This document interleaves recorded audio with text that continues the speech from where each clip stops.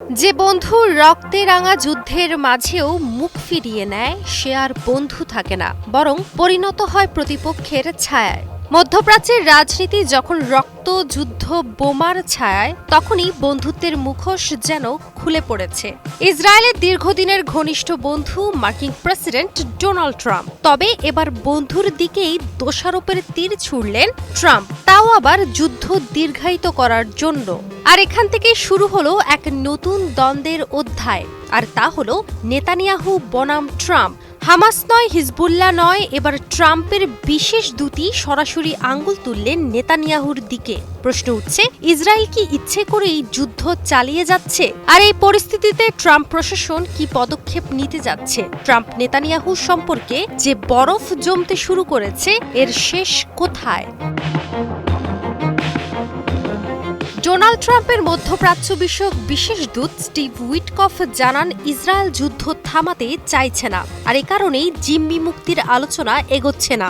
ইসরায়েলের চ্যানেল 12-এ প্রকাশিত প্রতিবেদন অনুযায়ী গাজায় বন্দী ইসরায়েলি জিম্মিদের পরিবারের সঙ্গে এক বৈঠকে এ মন্তব্য করেন উইটকফ।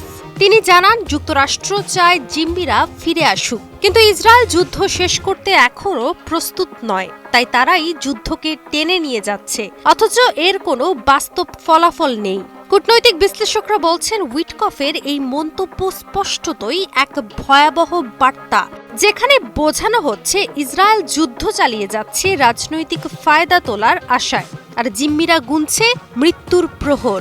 তিনি আরও জানান, এখনও যুক্তরাষ্ট্রের হাতে একটা সুযোগ আছে। তারা সব মধ্যস্থতাকারীদের ওপর চাপ দিচ্ছে যেন দ্রুত একটা চুক্তি হয়, কিন্তু ইসরায়েলের পক্ষ থেকে এ বিষয়ে কোনো সহযোগিতা দেখা যাচ্ছে না। স্টিভ উইটকফের এই মন্তব্য এসেছে এমন এক সময় যখন হামাস জানায় তারা মার্কিন ইসরায়েলি দ্বৈত নাগরিক সৈনিক আলেকজান্ডার ইদানকে মুক্তি দিতে পারে যদি যুক্তরাষ্ট্র থেকে একটি যৌক্তিক চুক্তির প্রস্তাব আসে।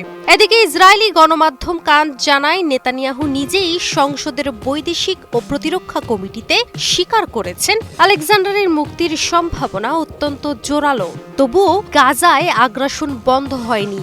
2023 সাল থেকে এখন পর্যন্ত 52,800-র বেশি ফিলিস্তিনি নিহত, যার বেশিরভাগই নারী ও শিশু। এছাড়াও ইসরায়েলি কারাগারে এখনও বন্দী প্রায় 10,000 ফিলিস্তিনি।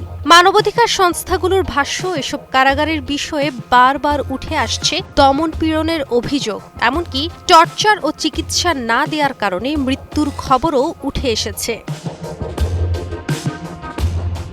তবে এখানেই শেষ নয়, ডোনাল্ড ট্রাম্পের খ্যাপাটে স্বভাব যেন আরও এক ধাপ এগিয়ে গেল।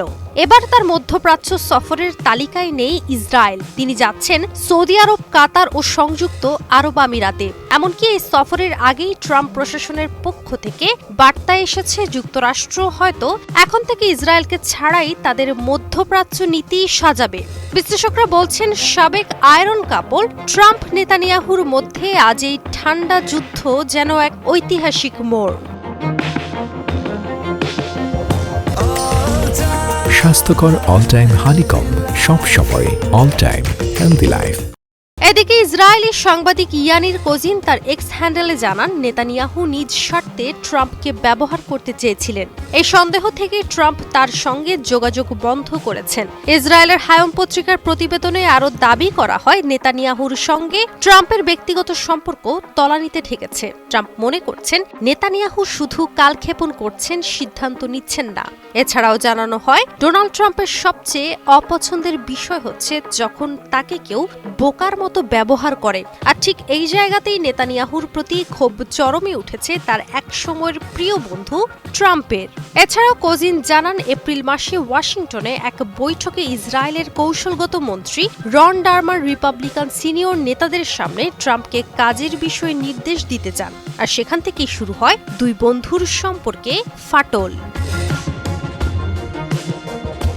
বিশ্লেষকরা বলছেন, এটা শুধু নেতানিয়াহু বনাম ট্রাম্প না, এটা মধ্যপ্রাচ্যের ভূরাজনীতির একটা নতুন যুগের সূচনা, যেখানে আমেরিকা এখনো যুদ্ধ চাইছে না, তারা চাইছে শান্তি। অন্যদিকে ইসরায়েল যুদ্ধ চায় কৌশলে নিজের সুবিধার জন্য। নেতানিয়াহুর একগুঁয়ে জেদ, যুদ্ধপিপাসু মনোভাব আর কূটনৈতিক ব্যর্থতা আজ ইসরায়েলকেই কোণঠাসা করছে। আর ট্রাম্প, যিনি নিজেকে ডিল মেকার হিসেবে প্রতিষ্ঠা করতে চান, তিনিই যদি নেতানিয়াহুকে আর বিশ্বাস না করেন, তবে ইসরায়েলের ভবিষ্যৎ কোন পথে?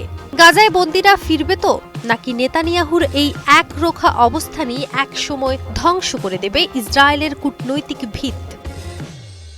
কাজী অহনা, নিউজ 24।